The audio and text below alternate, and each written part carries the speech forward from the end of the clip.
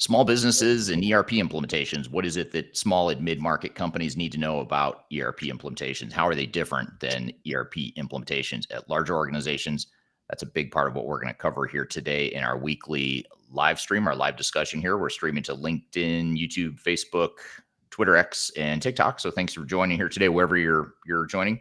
The topic today is ERP lessons from SMB implementations, and really welcome you all for being here today. My name is Eric Kimberling. I'm the CEO of Third Stage Consulting. We're an independent and tech agnostic consulting firm that helps clients with their digital transformation journeys, including many small and mid-market companies. So that's really the topic we're going to cover here today with our two guests, who I'm going to introduce here in just a moment.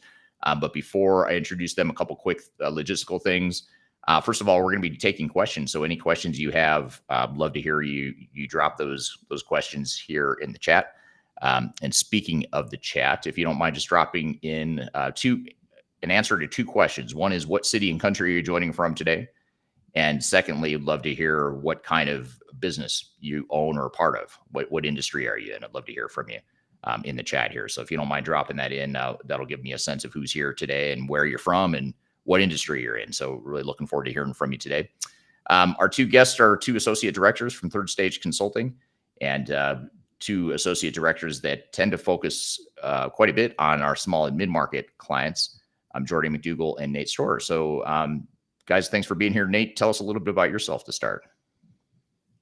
Okay, hi, I'm Nate Stroeher, and I have been in the consulting field for about 25 years and have worked everywhere from started with more of a finance focus. We did a lot of finance transformation, working primarily for the office of the CFO, and then it since have shifted my focus to include more broad spectrum, more of the change management, and focusing on some of the smaller to medium-sized business clients here at Third Stage. So happy to be on, and thanks for having me today. Yeah, thanks for being here. And then Geordie, thanks for being here. Tell us a little bit about yourself. Thanks. Yeah, my name is Geordie McDougall. I'm also an associate director at Third Stage. Hopped right into consulting out of grad school. Started on the delivery side as a consultant, and then have worked up into this role. Throughout my career, I've been a part of many different selections, implementation readiness efforts, and then implementations as well. So big focus on process improvement, change management, and kind of everything else in between there. Great. Yeah, and you've gotten to see quite a variety of industries over the years and types of different sizes of companies. I know you've worked with some larger organizations. You both have worked with some very large organizations, and you both have worked with some smaller and mid-sized organizations. So this will be fun to really compare and contrast how these small and mid-market companies compare to one another. I'm going to leave a question here for the audience. Where are you joining from? What industry are you in? So I'd love to hear in the chat if you don't mind dropping that in there. While the audience is answering that question, though, Nate, I want to start with you and talk a little bit just to get started on we'll start with the technical side of things, even though I don't usually like to do that, but we'll start there because I think a lot of people joining here today and a lot of small and mid-market companies, they come in to talk to Third Stage, and they'll ask us the question of, well, what types of technology should I be looking at if I'm a small and mid-market company? How would you compare, or how would you say small and mid-market companies differ in the types of technologies, whether it's specific vendors or the categories of technologies that they typically consider? How is that different than a larger organization? I think that the key difference is the technologies available to a small and a medium-sized business. And not only that, the biggest challenge once you figure out what the technologies are available is taking your solution and scaling it big enough for the future so that you allow yourself to grow. So you're not shoehorning yourself into a solution that 2 to 3 years down the road, you're going to need to jump right back into upgrading to a bigger solution. So there's always that delicate balance between or amongst our small and medium-sized business clients, that you want to get big enough that you allow yourself to grow, but you don't want to outgrow your capabilities. With larger size organizations, they're usually locked into a solution that's designed more for the larger organizations. And as they grow, the system already has room for expansion. With our smaller and medium-sized business clients, we start with that first conversation, and that is, where are you now and where do you want to be in 3 to 5 years? And really making sure that the solution satisfies their current needs, but allows room for growth in the future. Yeah, that's well said. In Geordie, I don't know, do you see a pattern of like specific types of vendors that you see more commonly in small and mid-market companies compared to larger ones? I know like a large company might consider an SAP S/4HANA or a Oracle Fusion, Microsoft D365. What are some of do you see those same systems with small and mid-market companies, or do you see different ones as well? Yeah, I think it really depends on which industry you're working within, but typically we do hear often, the NetSuites, the Acumaticas, SAP Business One, Epicor, Kinetic, lots of these familiar names, but it really does depend on what industry the organization is in, and then also what business case they're trying to solve. So maybe for some of them, it's more of a best of breed approach where they want to just connect many different solutions together rather than just having one overarching ERP system. So it really kind of ranges, but typically we hear those common names that you'd expect. Yeah. And it seems like a lot of them are, especially the smaller ones, let's call it the ones that are less than 50 or 100 million in annual revenue, give or take. They seem like a lot of them are going from like a QuickBooks, sort of a non-ERP. They've got a basic accounting system or maybe they're running on spreadsheets, or maybe it's some combination of different technologies. But then it seems like a lot of these small and mid-market companies that we work with, it's their first ERP rollout. And that's really what I want to hone in on is, how is that different, or what should you expect if you're transitioning from like a QuickBooks or a Xero or spreadsheets, paper, whatever you're using? How do you transition from that to an ERP system? And how is that different than doing it at a large multinational company? And so that's what we'll get to here today. I want to turn to the audience real quick and just say hello to a few people that have chimed in. Thanks to those that are already commenting to my question on where you're joining from, what industry you're in. Leonard on LinkedIn is joining from Nairobi, Kenya, in international development. Thanks for being here today, Leonard. We have Luke on LinkedIn joining from Durban, South Africa. He's a Treasury One implementation consultant, and love to hear your feedback, Luke, on what you see in the small and mid market as well. Saeed on LinkedIn is joining from Paris. He joins European companies in the integration of Dynamics 365, Business Central, and F&O. That's a really interesting point because Microsoft Dynamics has two solutions within D365. You have F&O, which is finance and operations for larger organizations, and then you have Business Central, which is typically more of a small and mid-market solution that competes commonly with NetSuite and other some of the systems you just mentioned, Geordie. Dan Fury joining on LinkedIn from Chicago, IT consulting, and more specifically, he's IT consulting at Third Stage Consulting. So thanks for being here today, Dan. We also have Lean joining from LinkedIn from the Netherlands. Service and parts, logistics, and industrial equipment is his area of expertise, or his industry. And then Brian from Denver, Colorado on LinkedIn, been on both the software and service side of D365. We have Owusu on YouTube joining from the multimedia industry. And we also have Dennis joining from, I almost blocked you, Dennis. Sorry, I did not mean to block you if I did. Dennis joining on LinkedIn from India. So thanks for being here today, Dennis. And then we have someone else joining from Germany, although I can't see who it is for some reason. Sometimes my stream thing doesn't show me the names of people, but someone on LinkedIn is joining from Germany. So whoever you are, thanks for being here today, if you know who you are. So thanks everyone for chiming in on where you're joining from today. So what about, I want to dive into this a little bit more and talk about successful versus troubled implementations at small and mid-market companies. What do you guys think is the most common thread with the successful implementations and ERP deployments at a small and mid-market company? And it may or may not be the same thing that you would say for a large multinational company, but what would you say the keys to success are in this market? Maybe I'll start with you, Nate.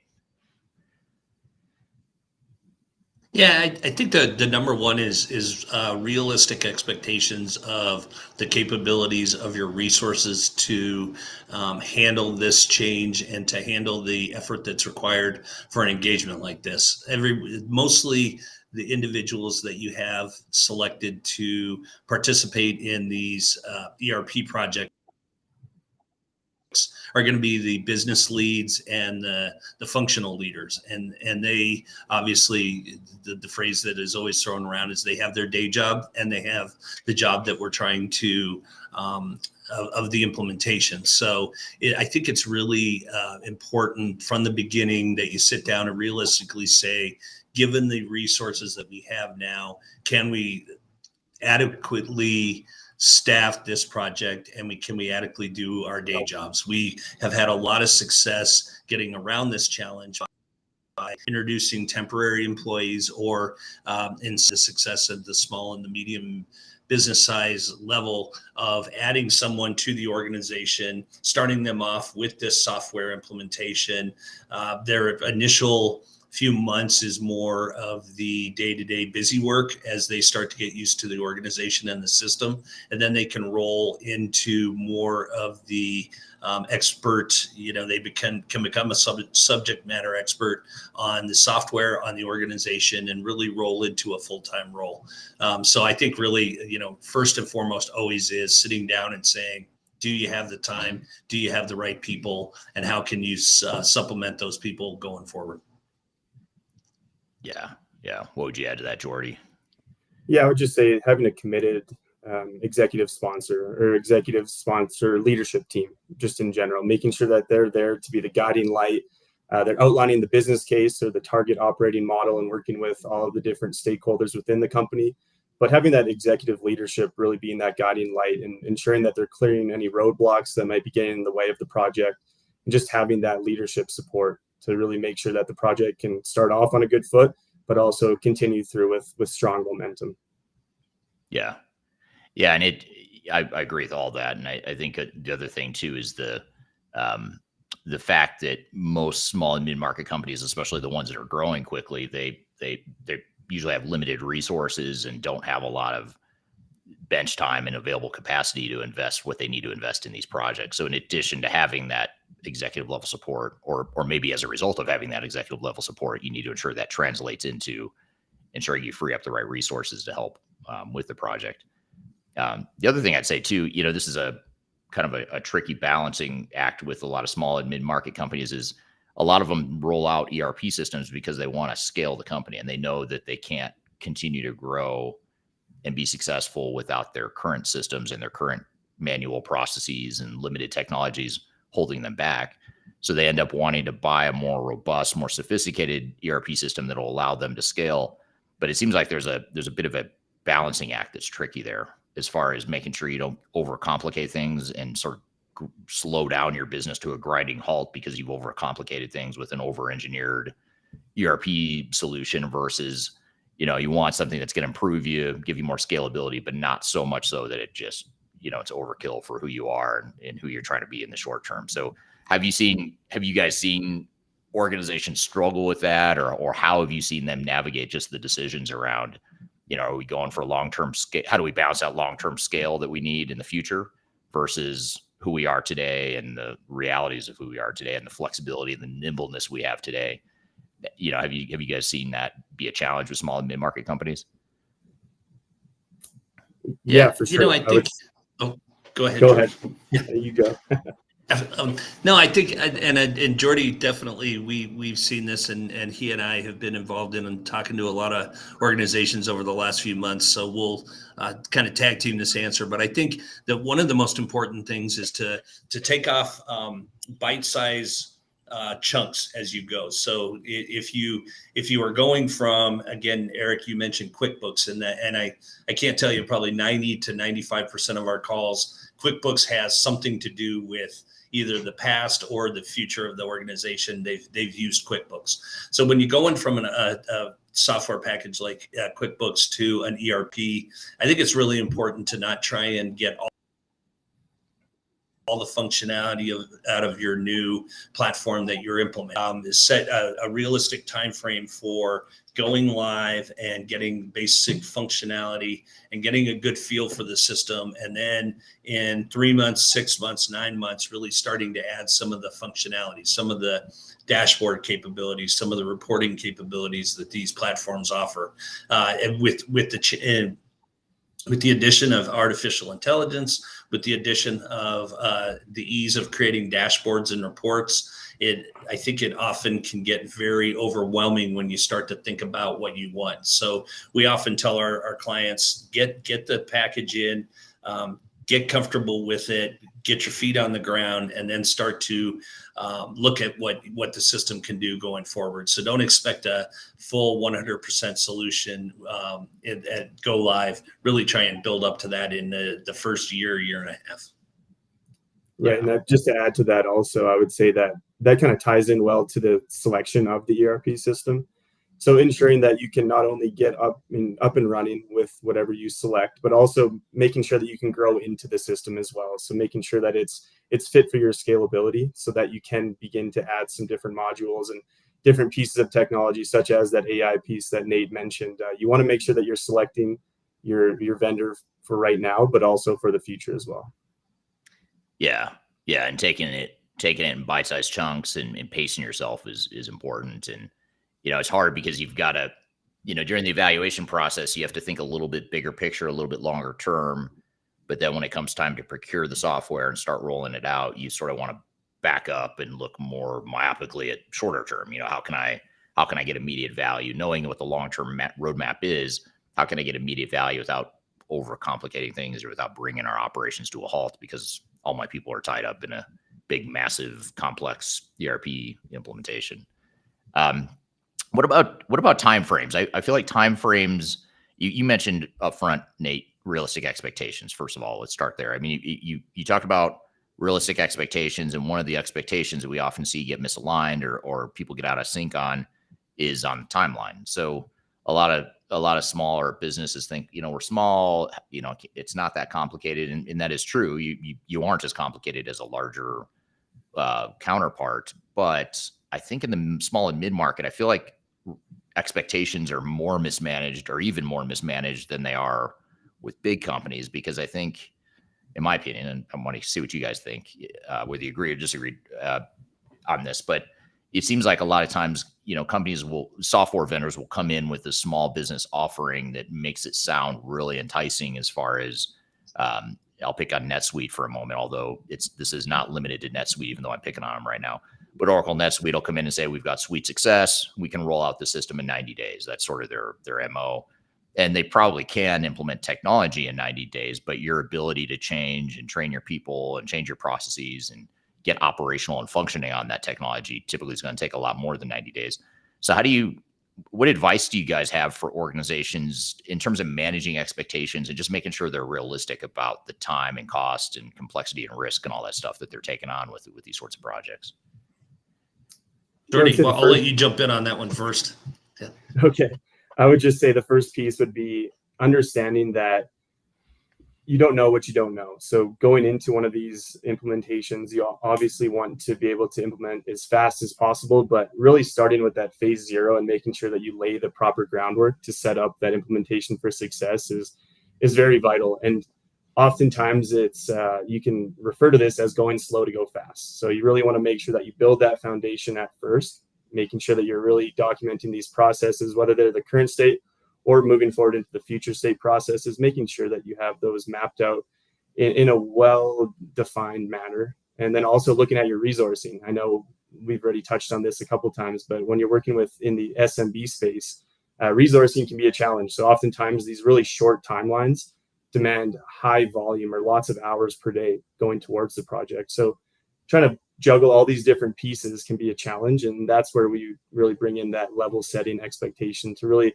understand what can the organization take on, and looking at the change management, the training side of things as well. What can we absorb in this amount of time to make sure that once we go live, we're actually reaching that full ROI. We're making sure that we're using the software correctly and how we plan and how we set out to use it. So expectation setting really kind of is overarching throughout all these different aspects, and it's really important. Yeah. Good point. What would you add to that, Nate? I think that the biggest thing to add to that, and Geordie hinted on it, is you can. I always say that you have you have a defined set of tasks that you need to complete for an implementation. We've had clients that have had sort of that burning platform, for lack of a better phrase, that they need to get a system implemented quickly. So that's those rapid implementations, the suite success.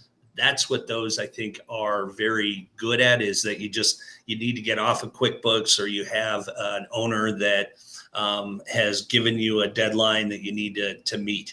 But what we always tell our clients is that with those quick implementations, you're really shifting a lot of the work to the back end. So you're shifting a lot of the effort to post go live. So you might get that bare bones system now, but you're really then shifting everything to trying to go through and fix everything or configure everything afterwards. So slow to go fast is a great way to put it, that Geordie mentioned earlier. And that is sitting down and really actually coming up with your requirements and getting a good understanding of where you are. I always say that when you do that, you're able to move a lot faster once you've hit that mark. So again, kind of getting your shoes tied and getting ready, and then you can take off for the sprint versus trying to get everything moving while you're running down the trail. Yeah. And again, getting back to the resource thing, I mean, most small and mid-market companies don't have a lot of bench time, people just sitting around waiting for that next big ERP project to take on. So that makes it even more challenging, because they're typically even leaner than a big company. When you've got a smaller, high growth company. Here's a question from YouTube, from the audience here on, this is from Tabin on YouTube. He says, what are the drivers of small business skills for newly initiated businesses? And maybe what I'll add to that, or maybe tweak or spin that a little bit differently, is on the skill set side of things. What sorts of skills should a small and mid-market company be thinking about building internally, and what are the skills that they need to expect to probably bring in from the outside? Like when you're trying to manage these projects, can you do it all yourself? Could you just outsource it to someone like Third Stage or a software vendor or whatever? Is it some mix of both? What do you guys think? I think the key is that with the technology solutions and the platforms that are out there today, I think there's a real divide between technical resources and general resources. And I would say that when you talk about from an organizational point of view, I think if you're hiring individuals to be a part of this engagement, they really don't need extreme technical skills on the software package you're implementing. So don't get hung up on finding a Infor specialist or a Microsoft specialist, but get someone that's really comfortable with technology and comfortable with change. On the flip side, from the system integrator point of view, there are technical resources that obviously are needed to help set up the software, configure the software, dig through the requirements. And then you have that general layer, which is really the business understanding. So that's really more of the PMO and the resources that are guiding it from the organization or from the business point of view. So if you can have someone that can really stay comfortable with what the business needs are, and they're comfortable with technology, and then you have that real set technical reference that's going to go through and work with the intricacies of the package, that's really where we try and build our clients up for the best success, is putting that team together with that mix. Yeah. Do you add anything to that, Geordie? Yeah, and just kind of a sidebar note from that would be, oftentimes throughout an implementation, this can present an opportunity for leadership development within a company. So lots of times you may feel like you're a little bit lean with your resources, but you might have up and coming employees that can take on this challenge and really develop some leadership skills, and driving the direction of the business, taking on some of that ownership, and really using that as a leadership development exercise to really make sure that you're not only improving your business and your technology, but also your resources and your people within the company, really upskilling these people, really empowering them. And that's oftentimes what leads to the most successful implementations, is when everybody feels a part of it and really taking on ownership. Yeah. Yeah. That's really, really well said. And a good point is, finding those, because you want people that are hungry, up and coming, that have a view of how things could be. And you also want people that understand the current business and why you do things the way you do, but you don't want someone that's so entrenched in the way you've always done it that they can't think outside of that. So sometimes the people that are sort of moving up in their career, that maybe are early to mid career, sometimes those people can provide a different perspective, that you may not get from some of your more tenured employees or more established employees. So that's really well said. So I want to ask the audience too. I'm curious to hear from the audience. What do you think the keys to success at small and mid-market companies are when you're looking at ERP implementations? What are the things that you've seen be successful? I know we've got some consultants that are listening in, and some software vendor related people. So I'd love to hear your feedback on what you think the keys to success are. What makes successful small and mid-market implementations? How's that different than what you might expect to see at a larger counterpart as well? So shifting gears a little bit, Nate, you talked about AI a minute ago. I think you mentioned it in passing, but I want to come back to that thread. We've all heard about AI. There's a lot of buzz and hype around it. Some of it is founded hype in reality. Some of it is just hype. But with small and mid-market companies, like, what's the general perception? Because you guys are talking to a lot of, you guys talk to a lot of small and mid-market companies that first approach us before they even become clients of Third Stages.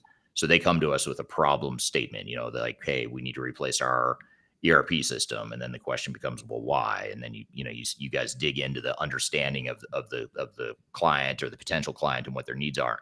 But how many of them are they thinking about AI? Are they skeptical of it? Are they excited about it and maybe trying to bite off more than they could chew? Like, how would you say the state of AI sits with this market, with the smaller and mid-market companies, as far as just what their perceptions are? Well, I think it's typical of the entire market, and that is there's a lot of people are still very uncertain of just exactly what AI means, what will do for them, and how it relates to their organization. So I think what we traditionally try to guide our potential clients and our current clients are, to really sit down and, again, get a real clear understanding of what your requirements are and what your business needs are, and look at this technology solutions that you're going to implement, and get comfortable with that from the beginning. And then as we've seen even internally at Third Stage, it's getting comfortable with what the AI tools are that are out there that are available. So, just to implement AI because everyone's doing it, that doesn't make sense. But really sitting down and saying, what are some of our limitations, or what with the platforms that we're implementing, are there limitations, or are there ways to expand its capabilities? And what exactly is that? Get a good understanding of that, and then go through and say, how can we match the horsepower that we have with AI with the needs that we have, or with some of the future wish list items that we have, and really kind of then start to slowly move into that. But I think just to implement AI, or just to implement the tools that with those capabilities, is really a mistake. I think it's more important to sit down and say, what do we want, or what that we want together. Yeah. What do you think, Geordie, when you're talking to particularly when you first talk to a potential client, how often are you hearing AI come up from them? I know we could talk about it all day, but how often are they saying, hey, we really want to figure out how to use AI in our business? Or are they more just, more not even at that point yet? Or how would you describe their interest in AI? Yeah, I think almost everyone is curious about AI and is wondering how they can, immerse it into their organization and how they can leverage some of its benefits. But just kind of like what Nate was saying, there's levels to being able to fully maximize AI. And oftentimes when we're working with these small, mid-sized businesses, and they're coming to us and we're starting to, talk through how AI might be able to solve some of their problems, it kind of starts with data is the first piece, making sure that their data is clean and it's in a centralized location, so that artificial intelligence can leverage that data to really give them the outcomes that they're looking to receive. So lots of times it's kind of going back and really making sure that we can clean up the data first before even really opening that conversation to AI. You look at something like demand forecasting, of course we'd love to use AI to leverage that, but it starts with the data. You need at least, let's say a year's worth of data to be able to pull on from the past to then come up with these demand forecasting reports. So that's just a brief example in the way that, there's foundations and there's levels to building up to that AI point. And it's usually a pretty open conversation. Many of these business leaders understand this, but it's just a matter of kind of trying to map out the timing of when we could start to look at AI and how that would look. Yeah. That makes sense. And it's, sometimes it seems like the small and mid-market is a little more skeptical of technology than in a good way. And many times it's a good thing where they sort of take it with a grain of salt a little bit more, or they, because they've got a business to run. And, a lot of times it's a smaller group of people. They're just trying to do their jobs, and, they don't want to get too distracted by whatever the newest buzzword is. But I think there are a lot of opportunities for even small businesses to take advantage of AI, which is pretty cool, because now all of a sudden it feels like with AI, the good thing about it is it brings such a powerful capability to the masses. You don't have to be a big company to really take advantage of AI. You don't even have to have a big fancy ERP system necessarily to take advantage of AI, especially when you get into generative AI and some of the day-to-day workflows that you could be embedding Copilot, or, a tool you may already have. You could start using AI in some ways like that, which is pretty cool. And I don't remember a technology in my career where that was the case, where it was just as accessible to smaller companies as it is to larger ones. A couple of comments here coming in from the audience. This is in response to your comment, Geordie. This is from Alcinda on LinkedIn. Says, such a fresh, understated perspective, how this kind of change is an opportunity for leadership development. I agree. That's a really well said, or well stated statement there around how you can use it as an opportunity to grow your team and to grow your next layer of leadership within the business. Another question here from Dan on LinkedIn. Dan says, before implementation is also a time to consider process optimization, capture the pain points in the current state, identify the root causes, and translate them to initiatives to improve the organization. And Dan, for those that don't know, is a process guy who's on our third stage team. So he tends to look at things oftentimes through the process lens. But I want to ask maybe a follow-up to Dan's comment here, in that, how broken, when you look at a small and mid-market company, are their processes as broken? And is what Dan is saying here, is that as important for a smaller company that hasn't been around as long, perhaps, versus like a large company that's been around and they've had lots of time to, for lack of a better word, screw up their processes and let them get outdated? I think that what we hear oftentimes is that the client will come to us and say, we don't really have necessarily processes. We're looking to just kind of re-engineer all of them. We're not tied to anything. We really want to just make sure that we select a solution that we can really use, and then we almost want to adopt some of the best practice processes that the solution has out of the box. And that's kind of a fine line there.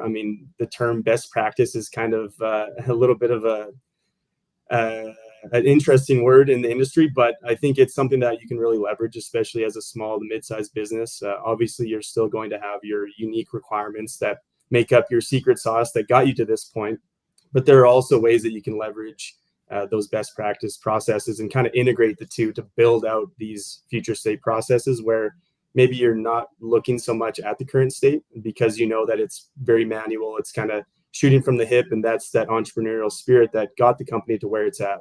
But now it's that merging of, what are the best practices, what's offered out of the box, out of these given, let's say, top 3 softwares you're looking at, and then how can we integrate the unique requirements and maybe configure some of these processes to fit you, to make sure that you're still unique and still, leveraging that secret sauce that makes the organization successful. Yeah, that's good point. I wonder though if like with NetSuite or Acumatica is another system you guys mentioned earlier on, or Microsoft Business Central.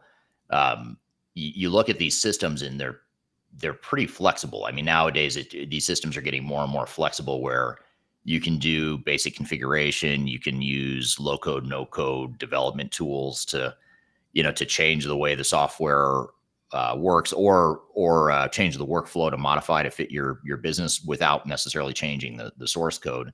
And these cloud providers are getting better at providing those tools that give you that flexibility. But with that flexibility comes a challenge that you're alluding to, Geordie, which is, well, then what's best practice? If I have to go in and define what the workflow is anyway to fit my business, then what exactly is best practice? And so, that's the tricky part when, when you do what Dan said, and I'll pull up his comment again, because he has a lot of packed in here, but he talks about capturing pain points in the current state, identifying root causes, and then translating them to initiatives to improve the organization. I think what he's talking about here is really important because you want to have that sort of blueprint or roadmap and vision of what you want to be operationally. And in Geordie, you used the term target operating model a few minutes ago. It's the same kind of thing. Like how do we define what we want to be when we grow up, and what do we want this to look like? And then how do we use the technology to support that? If you go in cold and just say, we'll just take the software and use it the way we want, you still have a bunch of decisions you have to make. And that's what's going to slow down your project and make it cost more, is you taking the time to decide that stuff midstream while the vendor's waiting for you to tell you what to build, basically.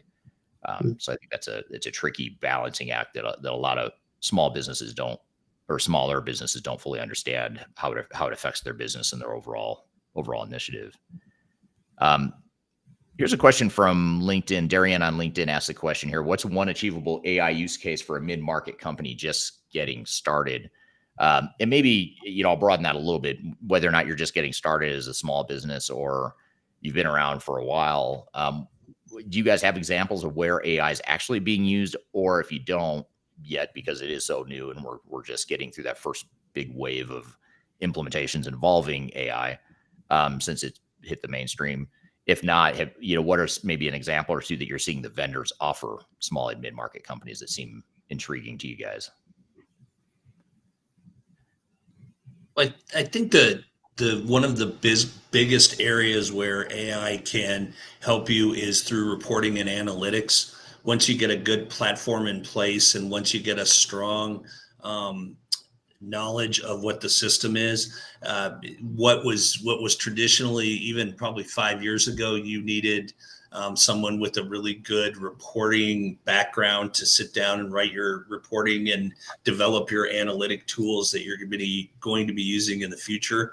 AI has really allowed you to, and I don't want to simplify it to get down into these what if scenarios, but AI has really allowed you to sit down and say, I'd like to look at this, I'd like to look at this, and I'd like to see what the overall effect of the general market is on our sales, or what the overall effect is on the demand or the supply side of our business. So really, like if you look at, I was just reading an article about the capability of AI using Excel spreadsheets, and how a common user like us can sit down now and write some really amazing graphs and reports on Excel. You take that to the next level with an ERP package and the AI components that are embedded in the platforms that people are implementing.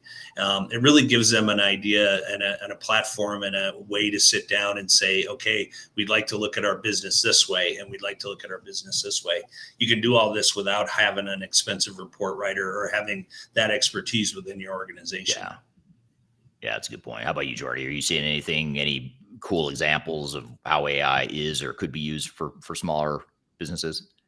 I kind of would just echo what Nate was saying there with the reporting, being able to slice and dice information and really get to that answer that you're looking to get to in such a quick, automatic response way. But that was kind of the main one that I would say and really say is beneficial for lots of different companies. Yeah.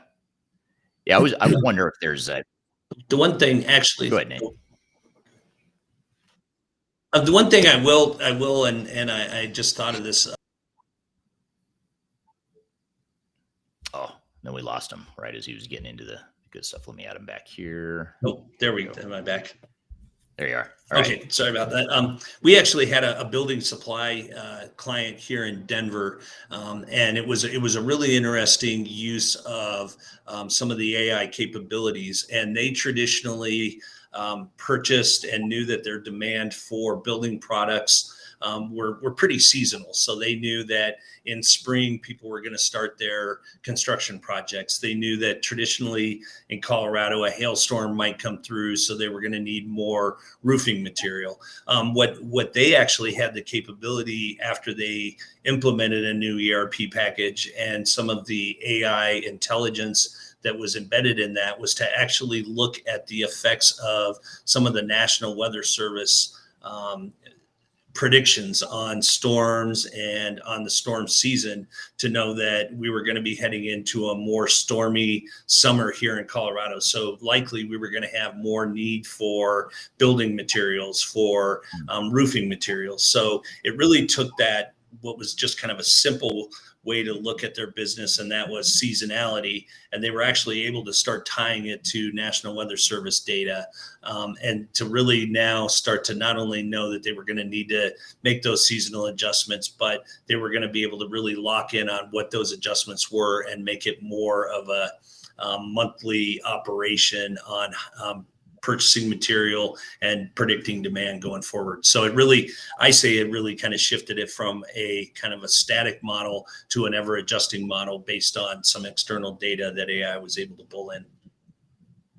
Yeah, it seems like anything to do with forecasting and planning, those are really good AI use cases, just because it typically involves so many data sources and so much complexity trying to make sense of it that the human brain oftentimes can't make sense of it. And even Excel spreadsheets can't make sense of it, or the Excel spreadsheets break when you try to make sense of it.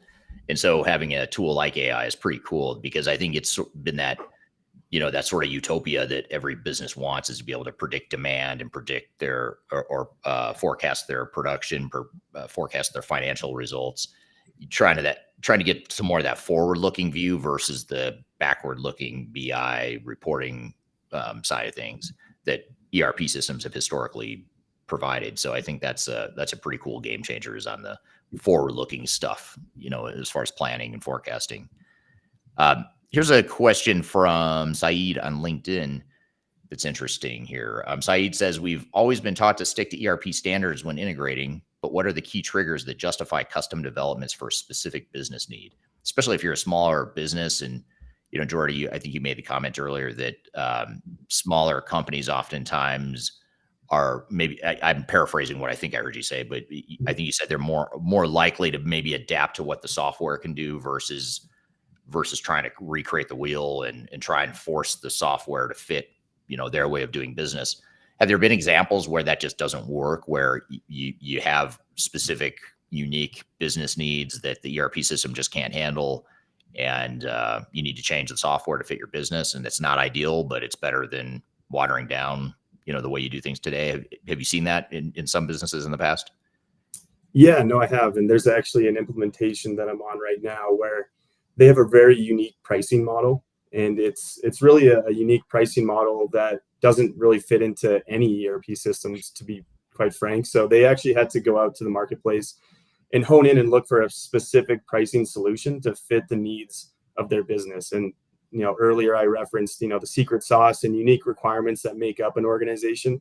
This is one of their different differentiators that they need to hang on to. So they can't really adapt or change the way that they're pricing their services, just because that's what separates them from the competition. So they, rather than customizing the ERP or adjusting their processes, they actually went out to the marketplace to find a best of breed pricing solution to really fit the needs of those select unique requirements. And that's one way that we see lots of clients, whether that's in the SMB space or this example is a larger multi-billion-dollar company, but you see it across the board that there are certain requirements that are unique, and you kind of have to keep those because that's what makes up your business as what it is today.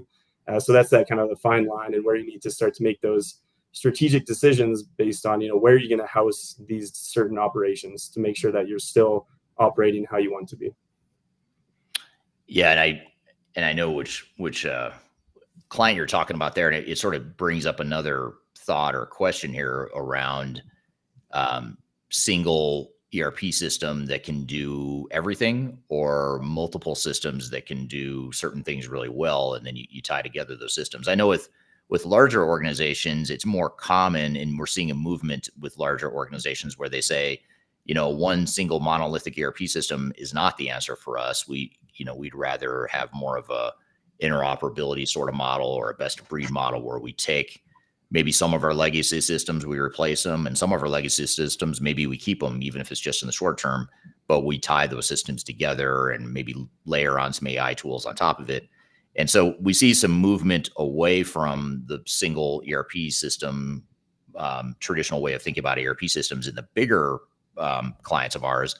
But in small and mid-market clients, how do they navigate this decision? Should it be expected that you could probably find an ERP system that does everything you need because you've got less mature and less established processes, so it's easier for you to change? Or do small and mid-market companies also need to consider potentially more of a best of breed, where I go out and I find a really good CRM system that does everything I need, and then I go find a financial system, and et cetera, different tools to do different things? What are your thoughts on that whole navigating single ERP, multiple systems? How do you navigate that as a small business?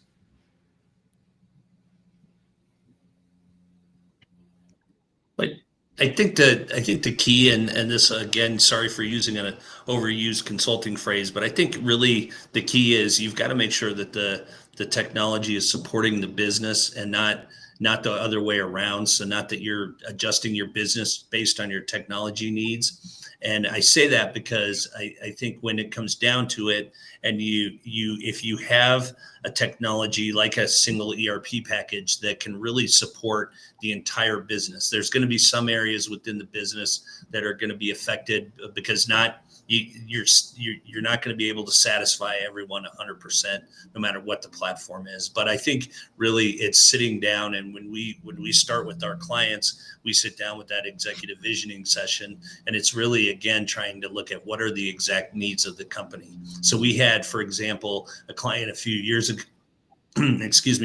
ago that were very member-based, service-based training. And when it was all said and done, we were originally going to help them with an ERP package, but sat down and said, what's really most important is that CRM piece of the package. So can we put in sort of that best of breed CRM package, and can we put in just more of a vanilla financial package and really allow the business to be supported by that CRM package, which is really the strength and really where they needed most of their adaptability and adjustability. And really, at the end of the day, the financial package didn't really need any adjustments. It needed to be a very cookie cutter implement, just the solution that was there. So I think it's really sitting down and, again, asking that question of how do we really need to be supported as a business? Can that be taken care of with a package that's out of the box ERP, or do we need to adjust the technology to support our business? Yeah. Jed, anything to that, Geordie? No, I mean, one of our other directors, Mitch, he often kind of uses this analogy where you're looking to plug a hole in a boat. So each organization is looking to plug that hole. So, whether it's multiple different best of breed solutions that's going to plug that hole, or if it's a large ERP that can plug most of it, and then maybe there's still a couple little holes that you want to fill in. So you have lots of flexibility in today's day and age, and it's really, what helps you get to that business case that you're looking to solve and the most efficiently. So kind of echoing what Nate said, you have flexibility and what's the best fit. Yeah. Really well said. What about the warning signs? Like if I'm going through an ERP project as a smaller mid-market company, what are some of the warning signs that things might be getting off track, or that I might be headed for trouble, even if it's not clear? What are some of those early signs that we would see that a lot of times a small and mid-market company that's never been through a project like this, perhaps, what are the things they should be mindful of or watching out for as warning signs or red flags?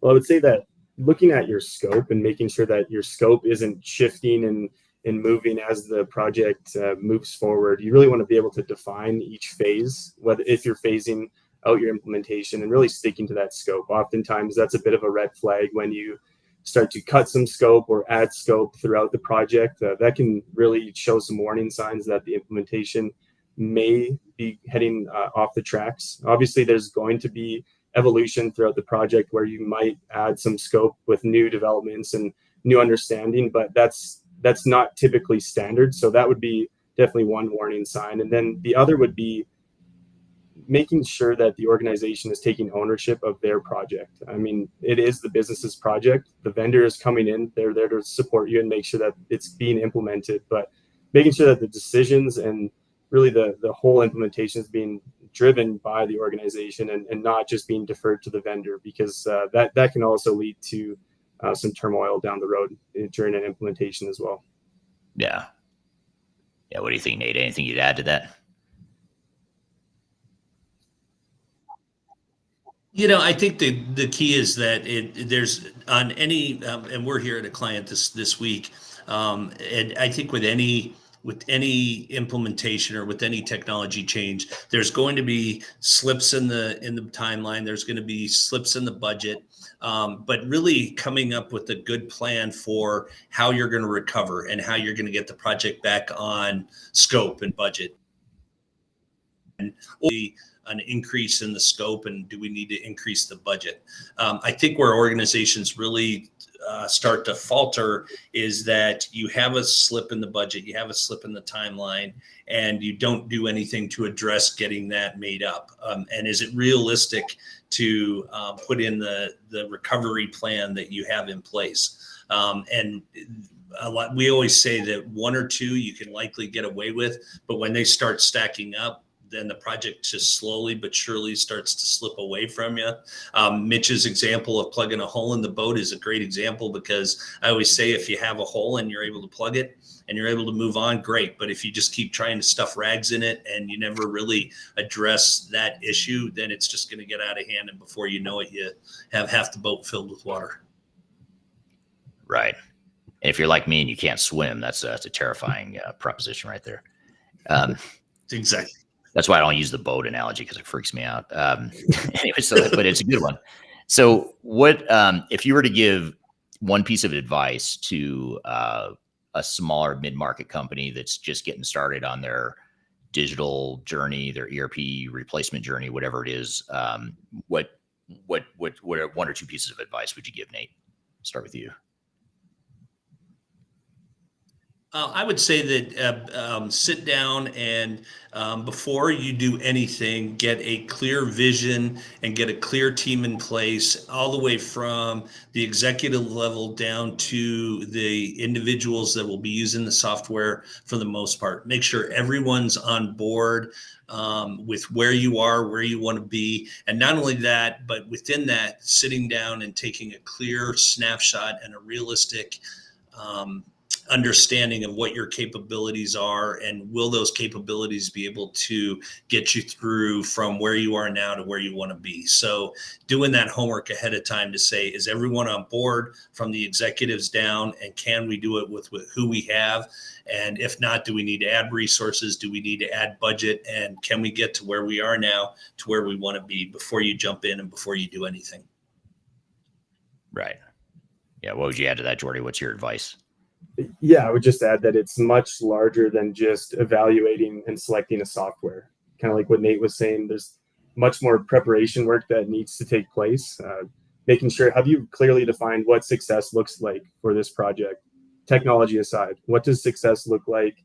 Do you have the available resources? Also, like what Nate was mentioning there, if not, how can we mitigate that with backfilling, maybe going out and hiring some new roles, things like that. And then the last piece would be just looking at your processes, trying to see if you can define them before you go into the implementation, so that you don't need to pause and slow down and start to work on lots of this process reengineering and things like that. So lots of preparation and just seeing the bigger picture, understanding that it's much larger than just technology.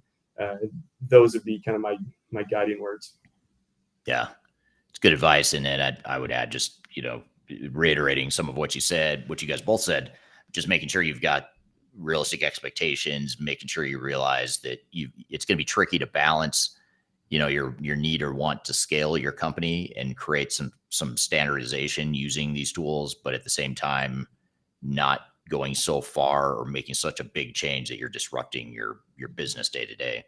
And then actually the audience, this is a comment from Andreas on LinkedIn, has a kind of a good closing comment here. So he says, naked truth, ERP project success is defined by customer dedication and competence and less by consultants. I think that's well said, which is strange because we're all three consultants. But I think that's true that you have to have, yes, you want outside expertise to help you and guide you, but you need that internal competency. And if it means upskilling, if it means developing your leadership team or developing your people a little bit more, than great. If it means bringing in resources from the outside, that's great. You can do that as well. And then here's another comment, just sort of closing the loop here on what it takes to be successful. This is from Camilo on LinkedIn. Says SMBs tend to be less structured with more flexible processes, and make sure the ERP follows that. And I think that's a really important point because, again, it's that balancing act. You may want to become a little bit more structured, a little bit not less flexible because you don't like flexibility, but because you need repeatable processes. So I think understanding what are the things that you can realistically and you should realistically standardize and change versus the things that you want to retain flexibility on, because sometimes ERP systems can actually constrain your flexibility and make it difficult for a small, nimble organization to adapt quickly. And you want to make sure you don't end up in that situation where your ERP system is actually holding you back.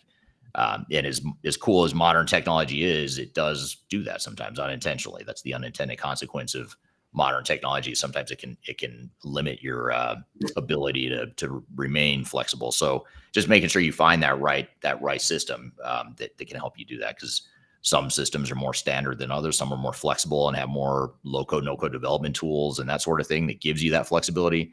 And that's why companies like Odoo have done really well in the marketplace, because it's a bit more of a flexible solution. Microsoft has their Business Central, which is relatively flexible. So I think, those are the things you want to think about. But if you want more structure and you're trying to scale and really grow, quickly and get to that next level and act a little bit more like a bigger company, then that's where a product like a NetSuite might be more suitable for you.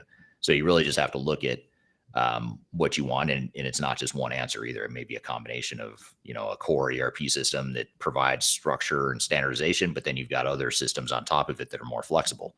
And there's just a million ways you can skin that cat. So anyway, so I appreciate you guys being here today. This is a really good conversation. I appreciate the great comments from the audience here today.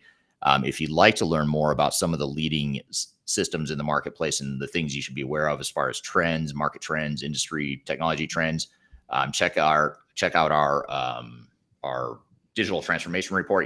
You can scan this QR code right here in front of you and download that for free off our website. I'll include links below in the description field as well. And Nate bailed early because he didn't want to answer any last minute questions here apparently. There, he's back. So be sure to scan that QR code if you'd like to learn more about how to make your project successful and just some of the trends to be aware of. It also contains some independent reviews and rankings of different ERP systems in the marketplace. So be sure to scan that or go to the links below to check out that report.